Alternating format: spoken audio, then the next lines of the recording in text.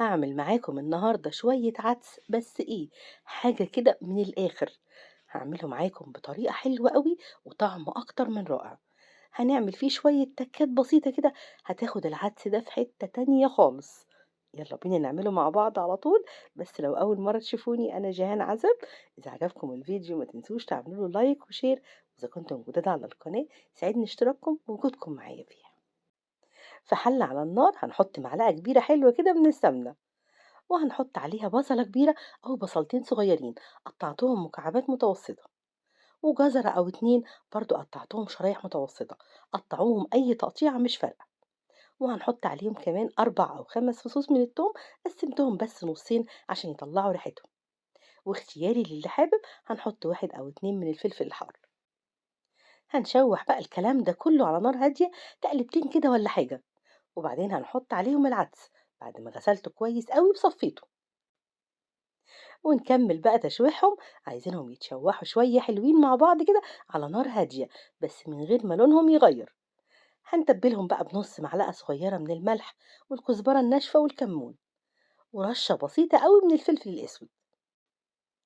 تشويحهم في السمنة بالطريقة دي بيدي للعدس والخضار لسعة وطعم حلو قوي، يعني مبيبقاش مجرد خضار كده وعدس مسلوقين وخلاص. بعد ما نشوحوا شوية حلوين هنحط عليهم بقى الطماطم، 1 أو 2 كده متقطعين 4 تربع. هنقلبها بس معاهم تقلبتين كده وخلاص. بحط الطماطم في الآخر عشان ما تنزلش ميتها واحنا بنشوح العدس والخضار. كده خلاص شوحناهم كويس قوي. هنحط بقى عليهم مكعب أو 2 من الخضار. اللي حابب يحط مكعب مرقة أو يزود شوربة براحتكم. أنا بحب بس أحط مكعب الخضار لأنه بيدي نكهة حلوة قوي وبيعزز الطعم كمان أكتر. وهنزود بقى مية سخنة تغطي العدس بشوية صغيرين. ما تزودوش المية قوي عشان طعم العدس يبقى حلو وما يروحش في المية كتير. أول ما يغلي نهدي عليه النار ونغطيه ونسيبه بقى يستوي على نار هادية براحته. العدس ما بياخدش وقت، بيستوي على طول.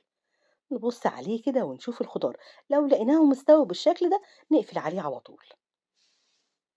نخلط بقى العدس ده بالهاند بلندر أو في الخلاط زي ما يعجبكم. لو هتستعملوا الخلاط شيلوا الغطا الصغير اللي بيبقى في النص ده عشان يخرج البخار ما يتكتمش جوه الخلاط، أو استنوا لما يهدى شوية واستعملوه. بحب أعملهم في الخلاط أكتر عشان بيمزجهم حلو قوي وبيخلي قوامه ناعم. وانتوا بتخلطوه لو لقيتوه تقيل قوي زودوا شوية صغيرة كده من المية. نرجع تاني بقى نحط العدس في الحلة ونظبط طعم الملح والبهارات لو احتاج. هنسيبه يغلي غلوة واحدة بس ونقفل عليه. في الوقت ده بقى أنا قطعت مكعبات التوست اللي عايز، ورشيت عليها رشة كده من زيت الزيتون، وحمرتهم في الاير فراير أو ممكن تعملوهم في الفرن. ولأني بفضل العيش البلدي أكتر مع العدس قطعت برضو شوية حلوين كده وحمصتهم في الاير فراير. وهقول لكم دلوقتي هنعمل فيهم ايه. بصوا بقى قوام العدس حلو ازاي، مش خفيف ولا تقيل، قوامه مظبوط جدا. نقدمه بقى وهو سخن كده ونحط عليه مكعبات التوست مع عصرة ليمون، بيبقى تحفة. دي كده طريقة العدس الخفيفة، طعمه بيبقى خفيف وبسيط. الخطوة اللي جاية دي بقى بتغير طعم العدس تماما وتوديه في حتة تانية خالص. في طبق التقديم هنحط العدس عادي جدا، وهنحط عليه مكعبات العيش البلدي اللي حمصناها. هنسيبه بقى ثواني على جنب كده، ونجيب طاسة ونحط فيها معلقة من السمنة وعليها فصين أو 3 من الثوم مفرومين. نقلبهم تقلبتين بس يا دوب ياخدوا لون دهبي خفيف، ونحط عليهم معلقة من الخل تغلي بس غلوة، ونحط بقى على وش طبق العدس على طول. ودوقوا بقى أحلى طعم للعدس. بنحط العيش وطشة التوم دي قبل التقديم على طول.